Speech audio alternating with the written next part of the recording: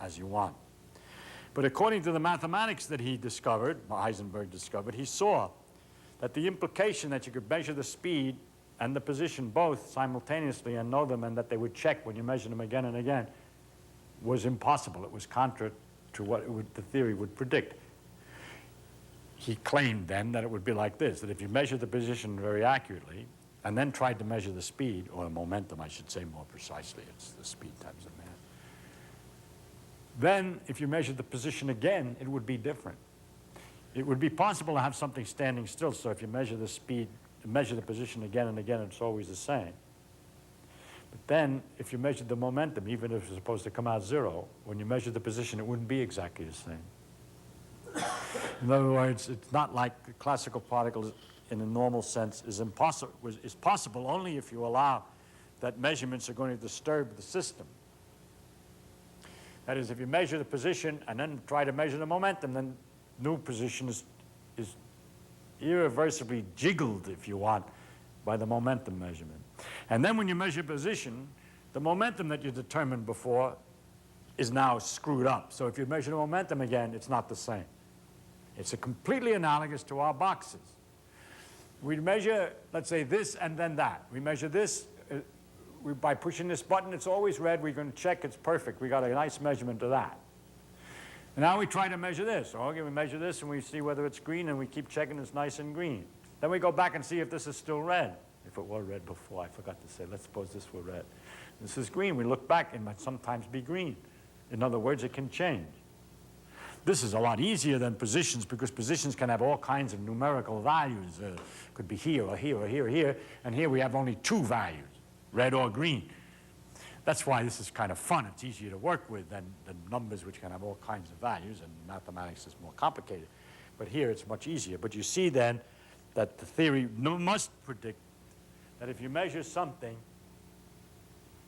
if you thought classically that there are these things under here that you're measuring, that this, whatever it is, this is the greeniness of this thing when you push 2, whatever it is, then you must allow that when you try to measure 1, you change whatever it is, the greeniness or redness for a 2 measurement.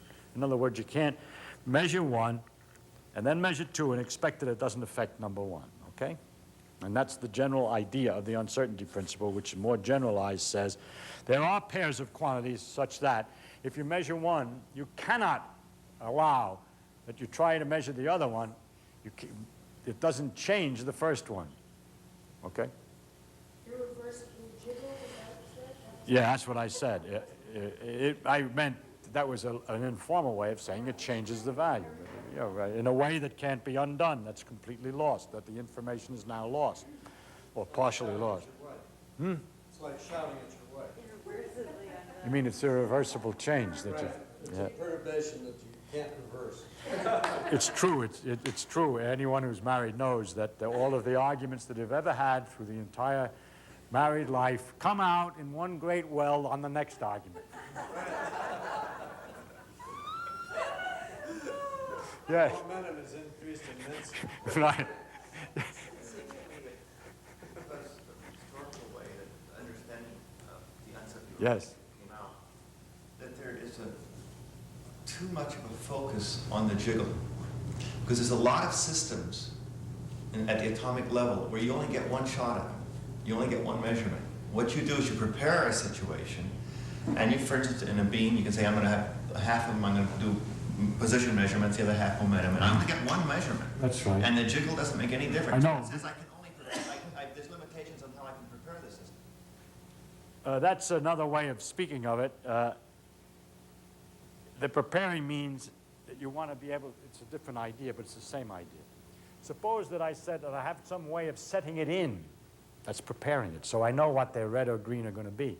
The answer is I can't set it in the way I want. This idea that I'm setting them in like this won't work. Even if you allow, I'm only allowed to push one button, I'm going to get in trouble in saying that I can set in particular numbers underneath. It's the same. You see, you're talking about predicting and preparing, but preparing is always done by, can be thought of as by measuring something else to get it right. It's another way of preparing. I could make sure that this is a red by pushing this button, checking that it's a red. If it's a green, I throw it out. I try it again until I get a red. Now I know I prepared it, so this is red.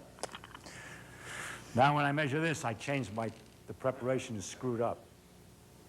That's what preparation means. Is this applicable only to single events, single particles, or is it applicable to massive numbers at once? It's applicable to any system at all. The system may contain only one particle, it contain 3 particles or 25 particles. How about a billion particles? It's perfectly all right. Numbers are no problem. Yes, it could be any number of particles. Where you have beam collisions, you've got billions of particles. This particular set of numbers with the 3/4 and the 1 was with 1 particle, and in this case with 2, and I had 2 boxes. And we're studying what happens with 2. The difficulties, the character of this thing is in the particle.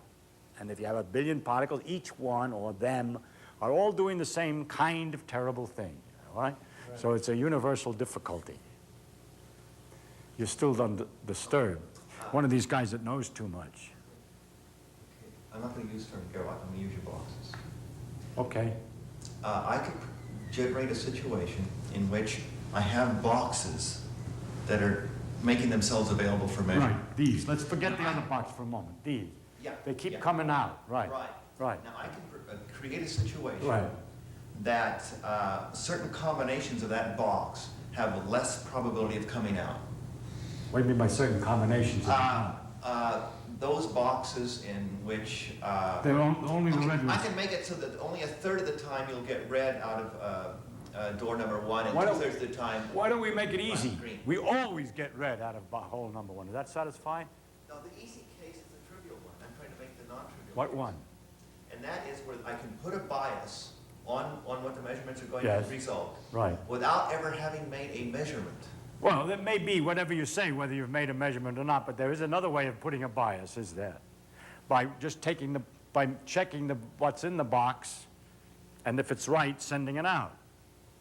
That's equivalent. It's equivalent because the forces which are making the separations are equivalent to. But the point I'm trying to make is you don't have to do that. Okay, yeah. And if you don't do that, then you But cannot. what do you do, you see? And it's a little, we get into some complications as to how we do that with these boxes. Certain kind of polarizing filters or filters over. All right, yes, you can load the boxes with some particular prejudice, yes. But it's very much equivalent. Your filters are equivalent to my taking boxes and checking something about the, just a minute, checking something about the, I didn't say push a button, checking something about the boxes and letting them through if they were okay. But that process is not one in which a measurement is made. Whatever. And that's the point I'm raising. No, is it's that- not, it's the equivalent, it's equivalent. A measurement could have been made without any further But disturbance. it's only when a measurement actually is made that you can attribute what happens to the fact that there was a jiggle took place. You're talking about the uncertainty relationship being due to the jiggle. I've already got all of the difficulties with the other box. I don't need to take this other example. It doesn't add anything, okay? It doesn't add anything. So, a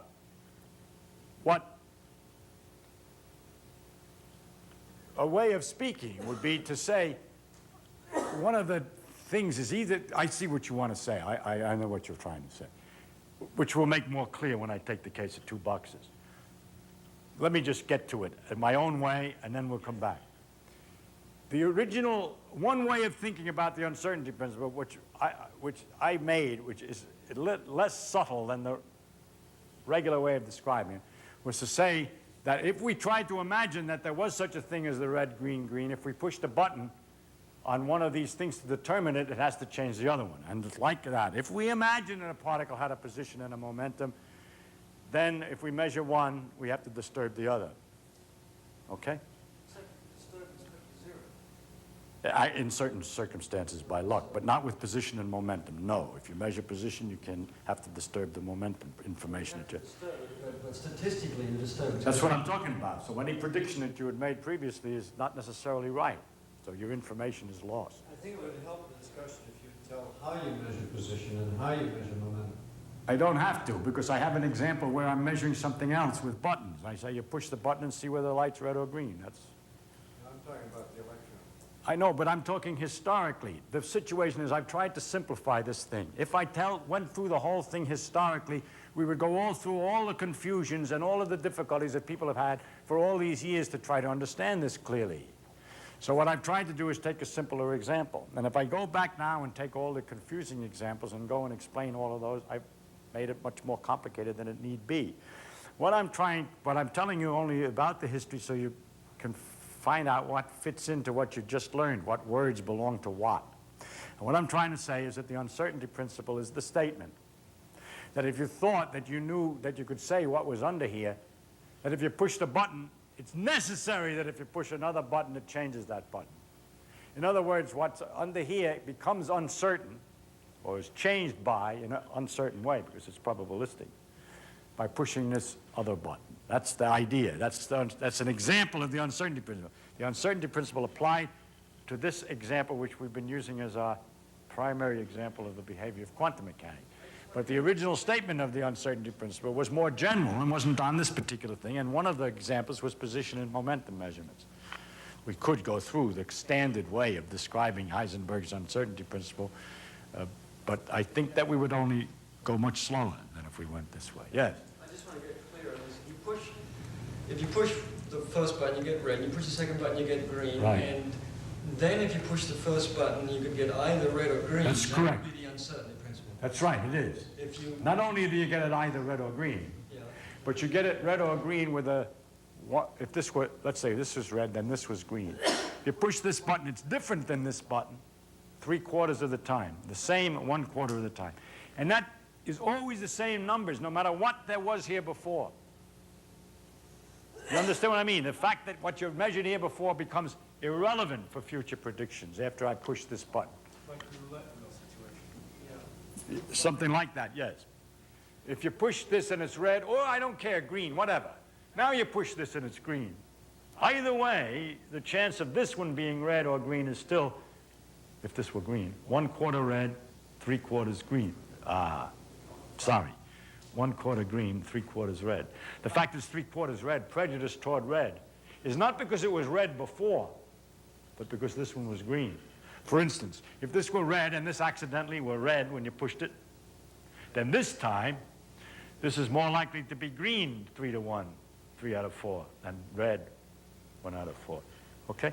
But the proportions for this are completely independent of what your previous measurement was. So in this particular case, it's an example that measuring this means that any information you had about the other one before is completely irrelevant in future predictions. Okay? That's the nature of the... I kept hearing you say when you push the second one, the first one would be the opposite. No, I didn't mean to imply that. I meant only that it was opposite 3/4 of the time. In other words, it behaved exactly the same way, whether or not... what I really mean, and I made now clear, and thank you for your question, is that pressing the second one loses the information, that any information that you had about pushing the first one. However, pushing the first one doesn't lose information if you want to measure the first one again directly without pushing any other one. Because if I measure it again, it always agrees, so I've got the information. So you say, nice, write it down. Now you push another one, I don't need to worry about what I had before. All future predictions of this one are independent of what I had before. Okay? So memory is outside the system. In this particular system. No, not outside the system, because if I push button 1, I have a memory. I can find out what it is again by pushing it again. That's the only. No, it isn't, because if I push button 2 and I knew that was red, then button 2 is got to be green 3 out of 4 times on the average. But it doesn't know that. But it happens. You know. No, I try it and it works. That's what I mean. Well, who knows what? I mean, the point is, no, it's a question of memory. That is to say, the system is behaving in a way that depended on what happened in the past. If this was red, and then I push this one, it's likely to be green 3 out of 4 times, and that is different than if this were green, so that it has a remembrance of what this was, if you want. Memory is crazy. What's true is that it doesn't remember 3 steps back. If you push a different button, it destroys the information from before, okay? So pushing 2 destroys the information you had from pushing 1. And that fact that has to happen, that if we had discovered, in other words, suppose that in the early days when this was first measured, you say there are different ways. I don't have to push the button. I can look inside the box by some kind of other trick. I got other methods. I scatter neutrons. I hokey pocus. I do something else to determine what this button would have been if I pushed it. After all, there are switches in there. After all, I can look at the way the thing is loaded before I push the button. That is, I make a different kind of measurement by a different method, which is to give me the same information. Now, if I could describe a different method which would have found out about these, which would not destroy those numbers, I never could get the 1/4 results that we were talking about. It's impossible. Well, Heisenberg's uncertainty principle went on to say, well, that not only does it change the measurement, but that no other way can exist to measure things that will disturb it less. There was a minimum amount of screw-up that you had to make when you measured button 2 about the information of 1. Okay. Now, this kind of a picture was a kind of a classical picture, and Heisenberg was talking about the relation of quantum mechanics to classical mechanics. Really, Heisenberg's principle can be looked at it another way. There was old ideas of classical physics. Quantum mechanics is now different. It would be useful for people who are so used to classical physics to tell them when their ideas will fail. And his statement would be, another way of saying it would be, if you try to talk about something, so you simultaneously talk about the position and the momentum, you'll get in trouble. The logic will be wrong. Something will come out wrong. In the same way, in our case, if we start to say that we could say that behind here is a red thing, and behind here is a green, and behind here is a green, and that's what determines the things, and nothing changes, and they're definite, then we're going to get in trouble. The logic that we make after that is going to fail. So that's another way of saying it. So really, it's a statement of protection, a statement, so to speak, of where the new mechanics, that you might get away roughly with the old mechanics for large regions approximately, but you've got to watch out particularly if you're trying to talk about things which involve, in his case, position and momentum at the same time. And in our case, what's going to happen if I push this and what's going to happen if I push that simultaneously without worrying about the fact that when I push one, it sort of changes the other. But this idea that there was something here which is being changed when I push the other button is still not satisfactory. That's what you wanted. Because we discover that we can make 2 boxes. And instead of finding out what's in here by piddling around in here, we remember one way was to push the button, the other way was to look underneath the switches or whatever. But whatever way we did it, it had to be true. Otherwise, we have an inconsistency that if we determine that this would have been red, and check it with the button, yes, it's red, check, yes. Let's take another. Suppose I found another way to look in here and look inside the switches, if there were any, and determine whether this was going to be red. All right, now if it's any good, after I've determined it was going to be red, then I can push the button and check whether it's true. Always works. Suppose. Right? But in the same way, I would get in trouble if after I determined that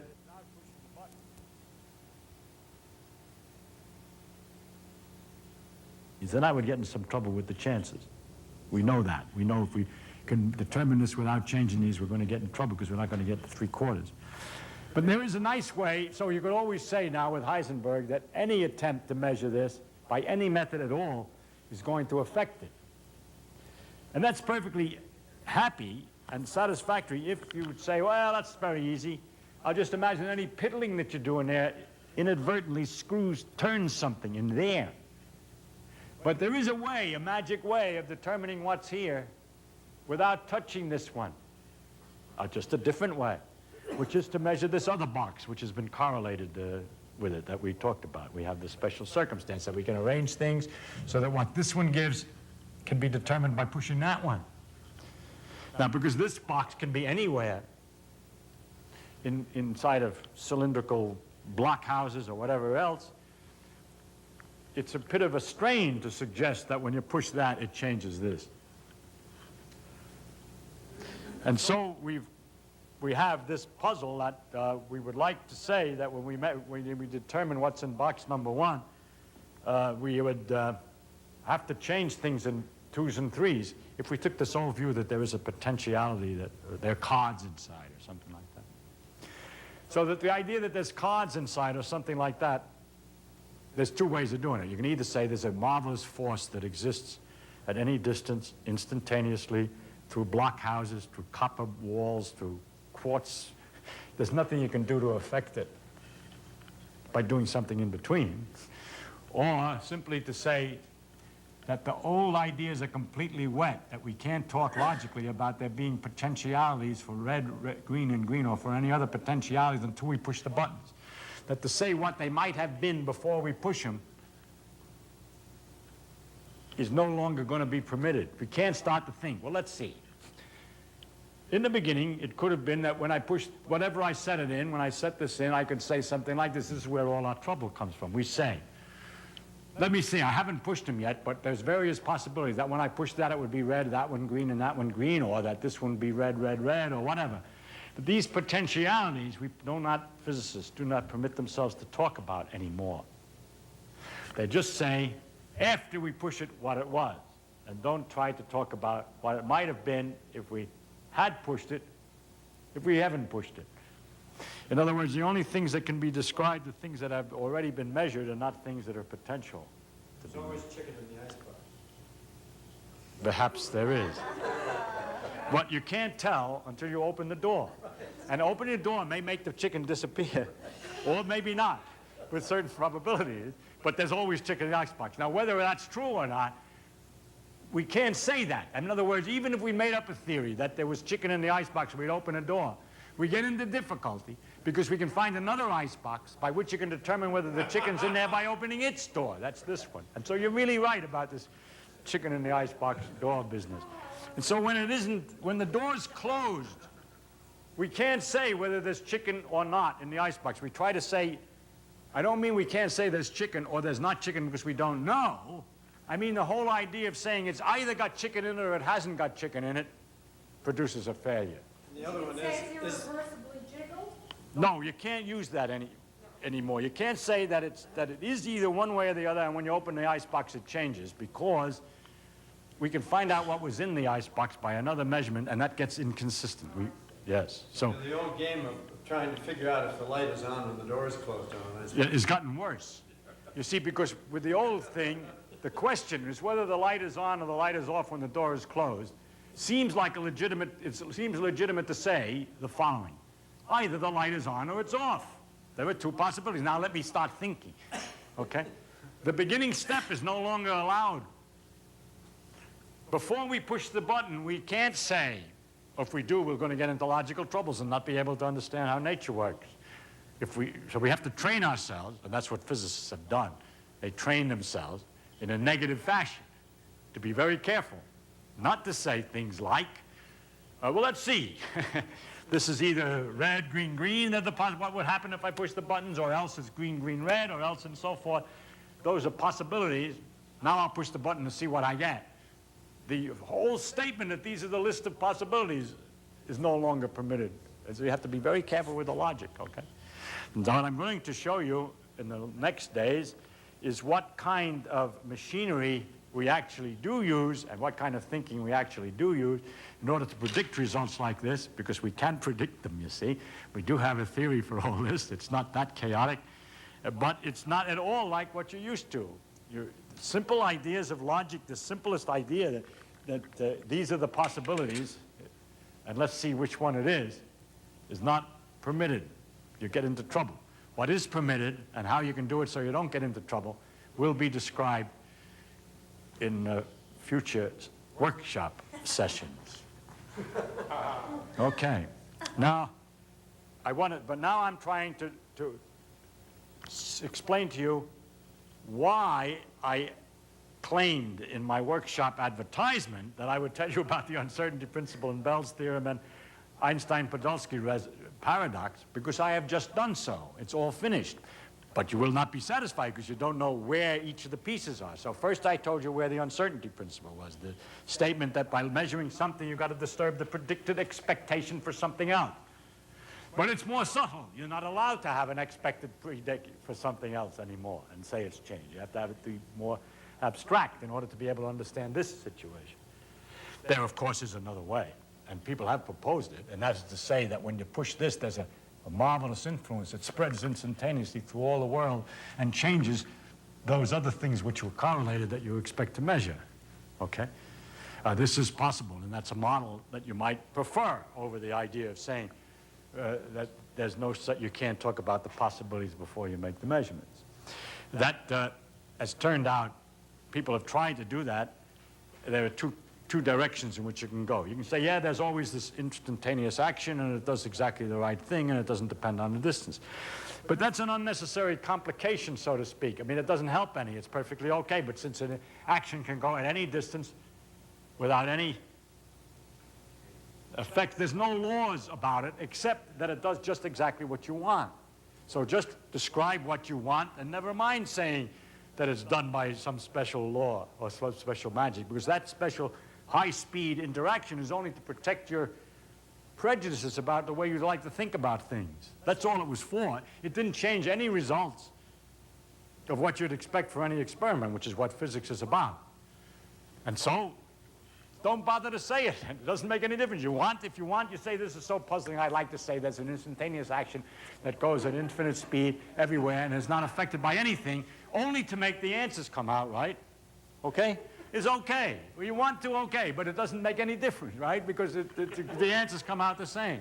So, yeah, so we just don't bother with saying it, most physicists. Now, however, there's another possibility, and that is that there really is such an action, but it isn't, as I said, that for short distances it's independent of distance, but for long distances it disappears, that it takes a little bit of time, that it does something. Then the predictions will be changed. For instance, if these boxes are pulled further apart, then this will not agree with that anymore. Or if I measure this too quickly or not quickly enough, early enough, I can't predict what that one's going to be, and so on, because there's the delays, there's character to the interaction. As soon as the interaction has character, other than this universal marvel that goes at all distances, at all speeds, instantaneously, just to get the right answer, but it's more complicated. You say it takes time to go, or it weakens with distance, or anything like that. It makes new predictions. So, some people, early on, not many, but some, proposed just that. They couldn't take it. And so you said there must be an interaction.